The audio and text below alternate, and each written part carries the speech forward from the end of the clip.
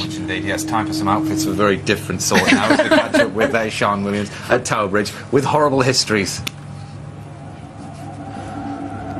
Hello there. Yes, of course, the River Thames has seen lots and lots of changes over the past centuries, and we couldn't possibly put that into 2 minutes or so, could we? Yes, we could, because we have with us the hits sketch show, Horrible Histories, and Bob Hale is here with his Thames report. Over to you, Bob. Thank you very much. Lovely weather for it. Well, here we are, and behind me, assuming I'm on the right bridge, is the River Thames, which started life flowing off into another river that's now in Germany. It's slightly confusing, isn't it? You see, up until the last ice age, Europe was one giant landmass, and the water from the Thames flowed into the River Rhine, though they made me cut my water turning into Rhine joke, which is a real shame. Anyway, at the end of the last ice age, the ice melted, Britain became an island, and after a while, the Thames started to attract a bit of attention. In fact, there's evidence of settlements here as far back as Iron Age Man, a comic book series that never really took off. But it was the invading Romans who really put London on the map. Literally, in fact, naming it Londinium and building the very first London Bridge, which Boudicca promptly burned down. So they built another one.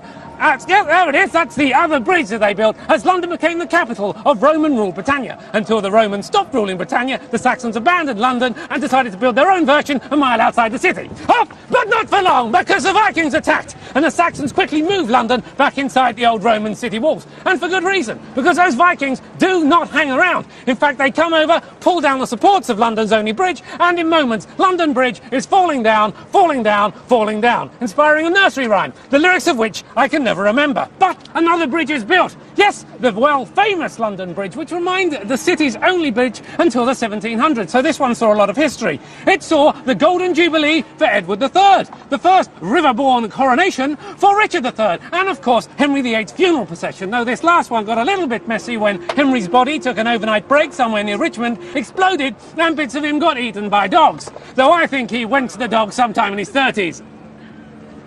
It's a known phrase, look it up.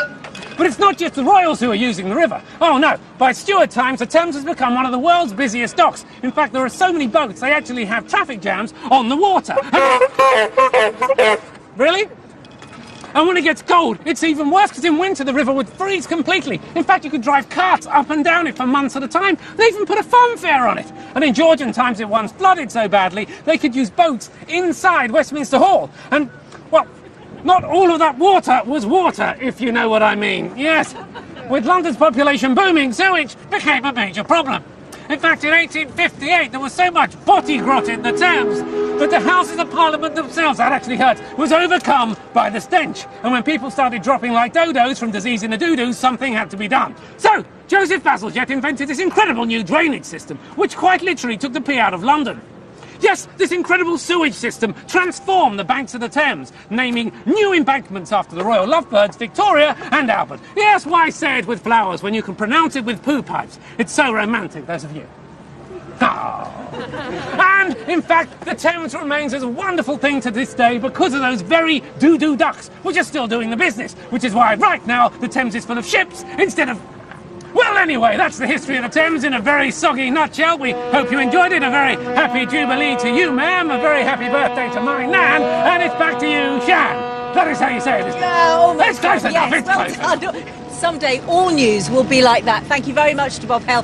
More from the Horrible Histories team a little bit later. And it hasn't dampened their enthusiasm, this driving rain. Thank you very much. Lots and lots of smiles. See you a little later. You're right. Fantastic. Absolutely fantastic. How did they do that so quickly? Quick potted history. I think we should go over some of those key points, though, don't you? I think we should. Yeah, a little bit slower. I'm out of a job now. The great sting.